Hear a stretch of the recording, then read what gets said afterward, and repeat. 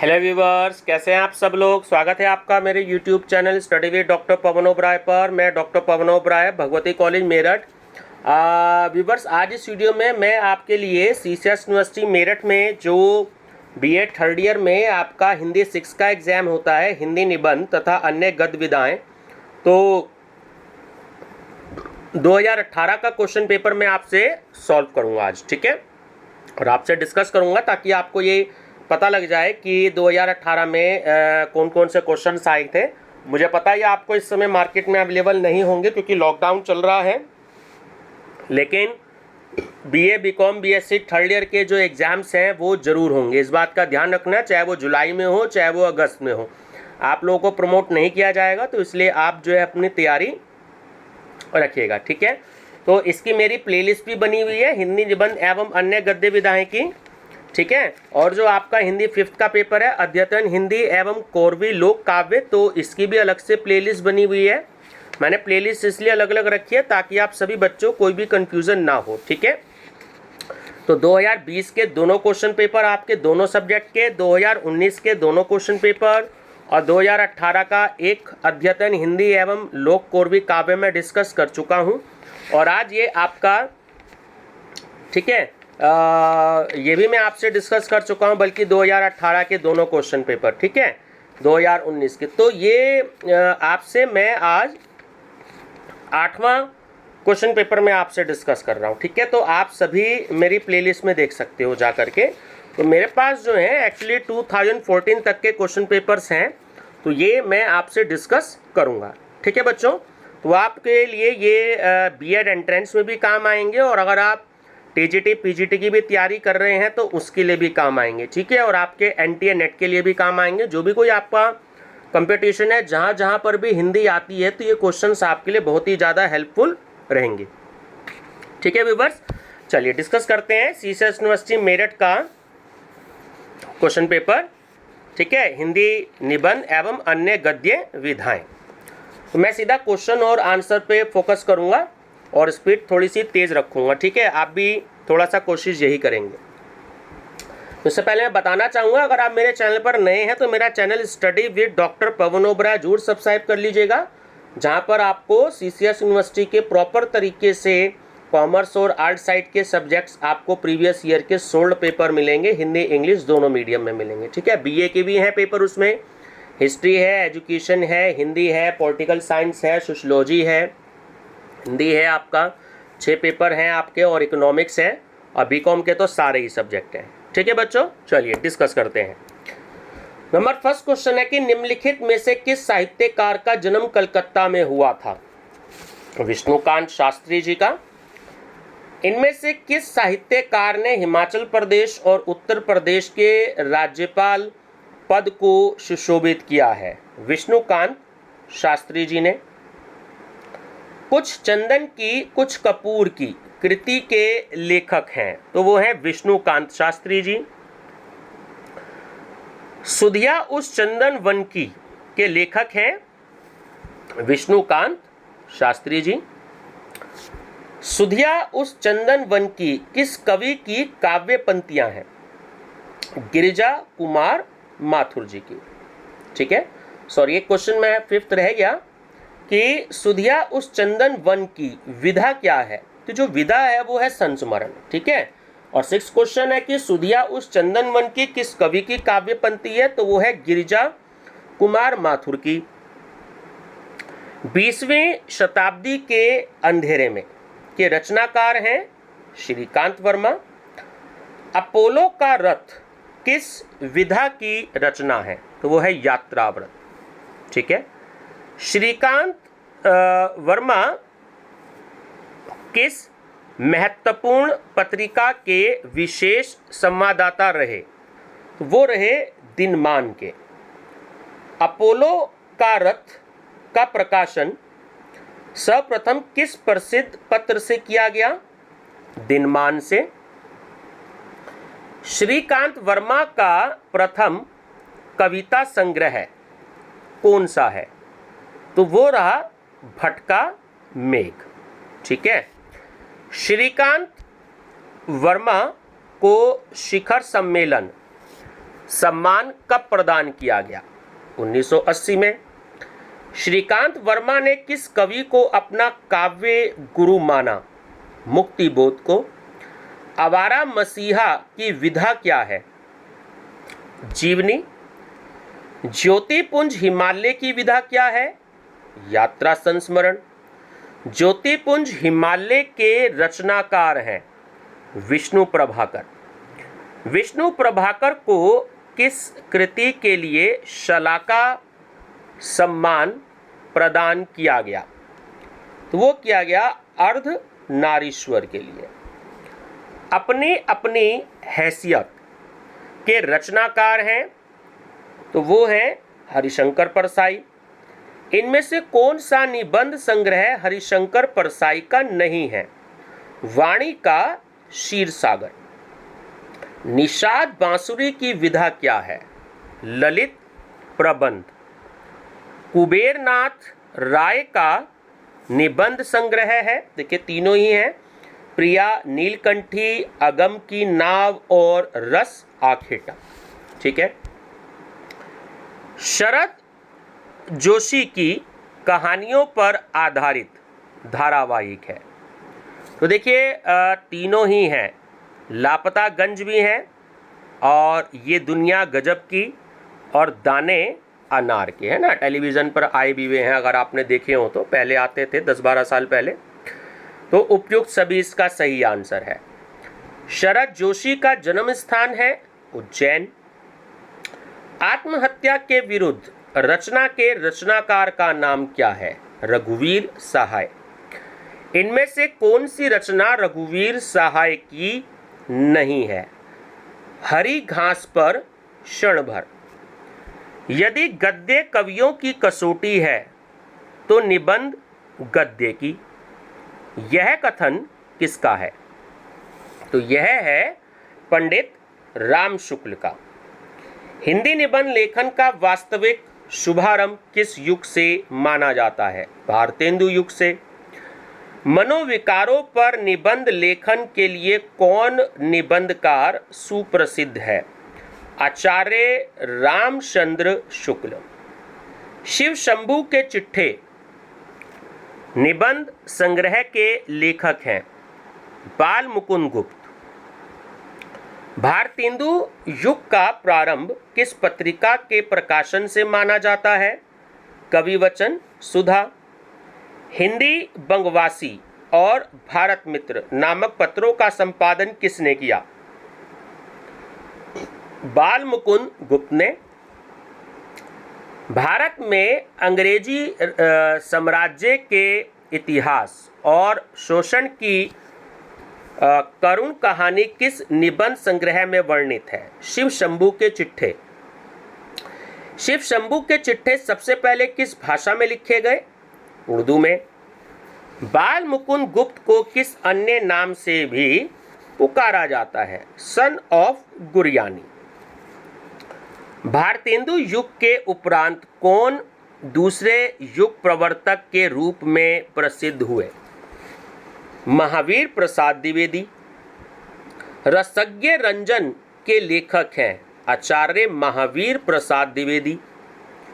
आचार्य महावीर प्रसाद द्विवेदी को आचार्य की उपाधि किसने प्रदान की? काशी नागरी प्रचारणी सभा ने। आचार्य महावीर प्रसाद द्विवेदी ने किस पत्रिका का संपादन करके अपार यश अर्जित किया? सरस्वती। हिंदी कवियों की उर्मिला विषयक उदासीनता निबंध के लेखक हैं आचार्य महावीर प्रसाद द्विवेदी।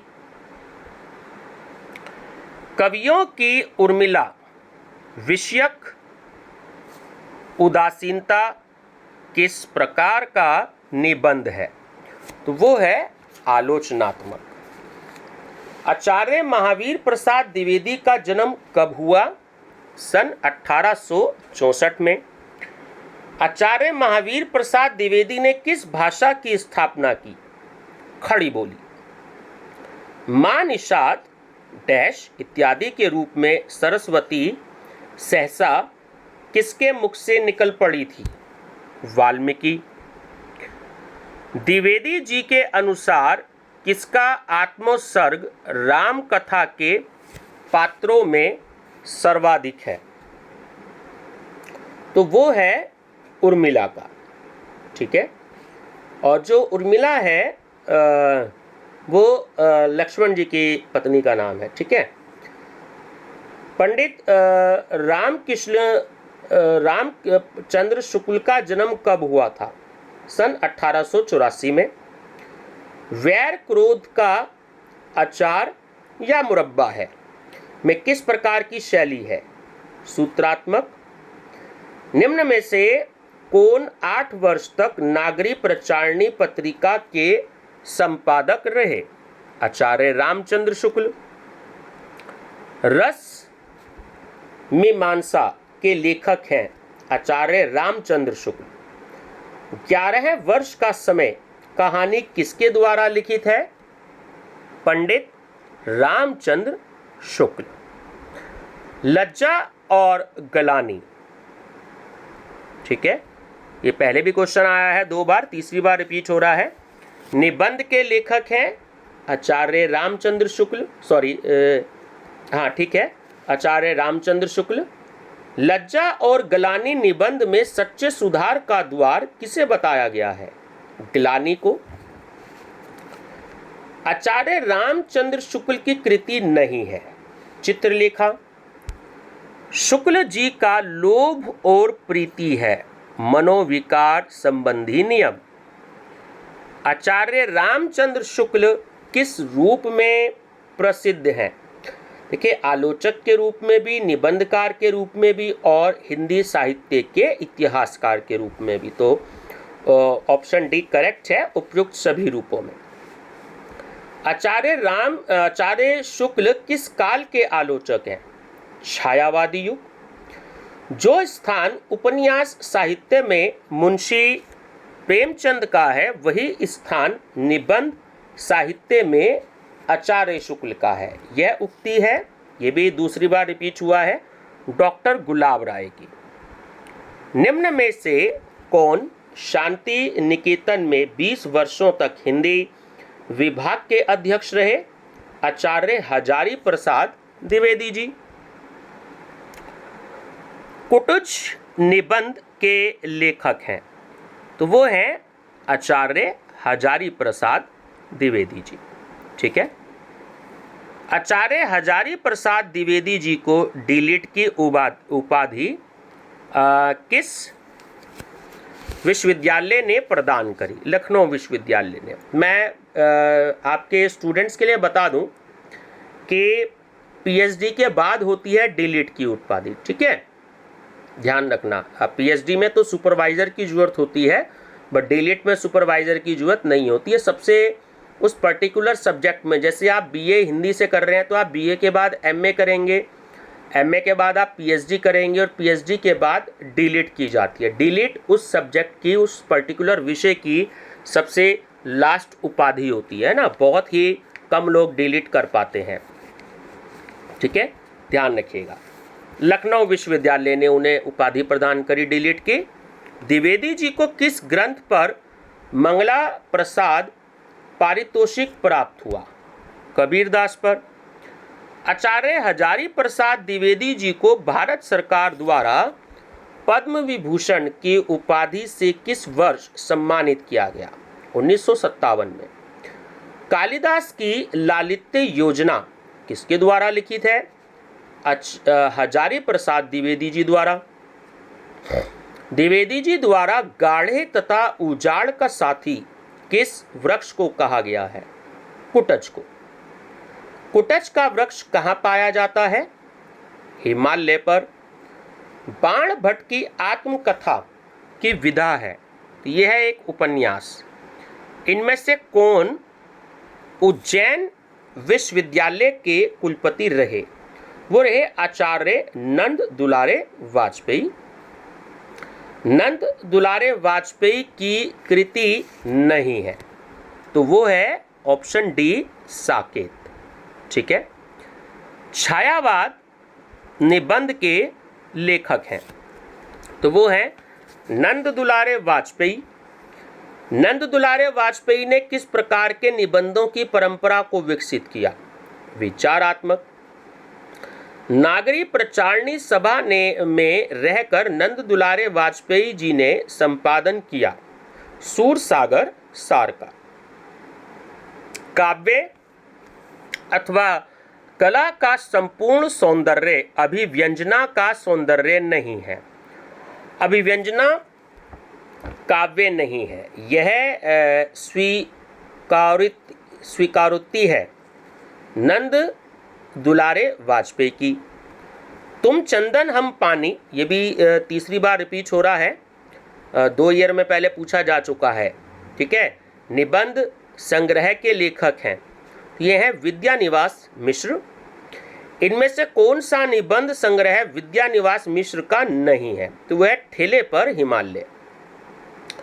विद्यानिवास मिश्र किस शैली के निबंधकार हैं? ललित निबंध के। विद्यानिवास मिश्र किस काल के रचनाकार हैं? आधुनिक काल के। विद्यानिवास मिश्र का सुप्रसिद्ध निबंध संग्रह है, वो है सभी सत्य। तुम चंदन हम पानी निबंध का शीर्षक किस कवि के लोकप्रिय पद पर आधारित है? तो वो है रैदास के पद पर। निम्नलिखित में से विद्यानिवास मिश्र द्वारा रचित काव्य संग्रह है, तो वो है पानी की पुकार। हिंदी गद्य के शोधपरक विकास के लिए विद्यानिवास मिश्र ने किस संस्थान का संचालन अपने हाथ में लिया? के.एम. मुंशी शोध संस्थान का। विद्यानिवास मिश्र का देहावसान कब हुआ? तो वो हुआ 14 फरवरी 2005 को। विद्यानिवास मिश्र ने चितवन की छां रचना उम्र की किस अवस्था में लिखी? युवा अवस्था में। डॉक्टर रामविलास शर्मा विशेषतः किस विधा के लब्ध प्रतिष्ठ साहित्यकार हैं? प्रगतिशील आलोचना। डॉक्टर रामविलास शर्मा ने हिंदी साहित्य सम्मेलन 1939 के अधिवेशन में अपना कौन सा शोध ग्रंथ प्रस्तुत किया था? सूर्यकांत त्रिपाठी निराला की साहित्य साधना। प्रगति और परंपरा निबंध संग्रह किसके द्वारा रचित है? रामविलास शर्मा द्वारा। सौंदर्य की उपयोगिता निबंध के लेखक हैं, तो वो है डॉक्टर रामविलास शर्मा। रामविलास शर्मा को प्राप्त हुआ, देखिए, व्यास सम्मान भी हुआ उन्हें प्राप्त, शताब्दी सम्मान भी हुआ और शिखर सम्मान भी हुआ। तो ऑप्शन डी करेक्ट है, उपयुक्त सभी। इनमें से किस हिंदी साहित्यकार ने अंग्रेजी साहित्य में एमए और पीएचडी की उपाधि प्राप्त करके इंग्लिश विभागाध्यक्ष के पद को सुशोभित किया? तो वो किया रामविलास शर्मा जी ने। मेरे लेखों में परंपरा की रक्षा और उसके विकास पर काफी जोर है, किसने कहा? रामविलास शर्मा। रचना और उनके रचनाकारों का सही मिलान कीजिए। देखिए, ऑप्शन नंबर ए करेक्ट है। कैसे कि डॉक्टर विद्यानिवास मिश्र जी की जो है वो है मैंने सिल पहुंचाई। हरिशंकर परसाई जी की है पगडंडियों का जमाना। नंद दुलारे वाजपेयी जी की है राष्ट्रभाषा हिंदी की समस्याएं। और डॉक्टर रामविलास शर्मा जी की है आस्था और सौंदर्य। ठीक है, ऐसे क्वेश्चन भी मैचिंग के आ जाते हैं। स्मृति की रेखाएं किस प्रकार की रचना है? संस्मरण। किस महिला साहित्यकार का जन्म फारुखाबाद उत्तर प्रदेश में हुआ? महादेवी वर्मा का। महादेवी वर्मा ने किस पत्र का संपादन किया? चांद। समालोचकों ने महिला साहित्यकार को आधुनिक युग की मीरा की संज्ञा दी? महादेवी वर्मा को।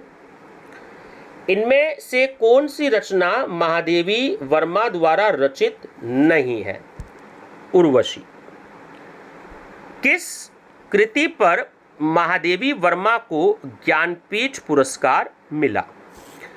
यामा पर। भक्तिन की विधा है? रेखाचित्र। भक्तिन का वास्तविक नाम क्या था? लक्ष्मीन। लेखिका के अनुसार भक्तिन ने अपना सेवा धर्म किसके समान निभाया? हनुमान के समान। महादेवी वर्मा ने स्थापना की?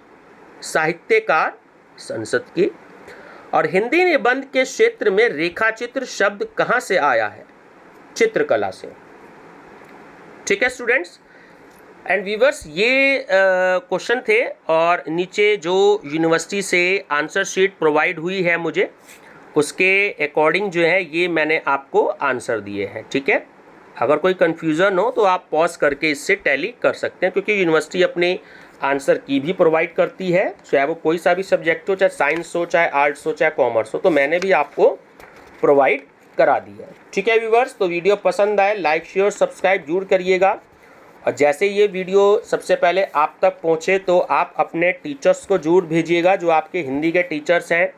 आपका जो व्हाट्सएप ग्रुप बना हुआ है आप उसमें ज़रूर भेजिएगा अपने फ्रेंड सर्कल में, ताकि आपके साथ साथ अदर आपके जो फ्रेंड्स हैं वो भी बेनिफिट ले सकें। ठीक है ना, आप कहीं भी हो, कहीं के भी स्टूडेंट्स हों, सीसीएस यूनिवर्सिटी मेरठ के हैं तो बहुत अच्छी बात है, और अगर अदर किसी यूनिवर्सिटीज़ में भी अगर एमसीक्यूज़ में आ रहा है हिंदी, या कोई कंपटीशन है टीजीटी पीजीटी या बीएड एंट्रेंस के लिए, और आप समझते हैं कि क्वेश्चन आपके लिए हेल्पफुल होंगे, तो आप अपने फ्रेंड सर्कल में भी ज़रूर भिजवाएं। तो आप प्लेलिस्ट जो है ज़रूर विजिट करिएगा। तो मैं इसमें आपके काफ़ी सारे क्वेश्चंस दे चुका हूँ, 100, 200, 300, 600 क्वेश्चन जो है वो मैं प्रोवाइड अब तक कर चुका हूँ। ठीक है ना, आगे भी मैं क्वेश्चंस आपको दूंगा। अभी मेरे पास में 800 क्वेश्चंस और हैं, तो ये भी मैं आपको धीरे धीरे प्रोवाइड कराता रहूँगा। मेरा चैनल नेम है study with doctor Pavan Oberoi. Thank you.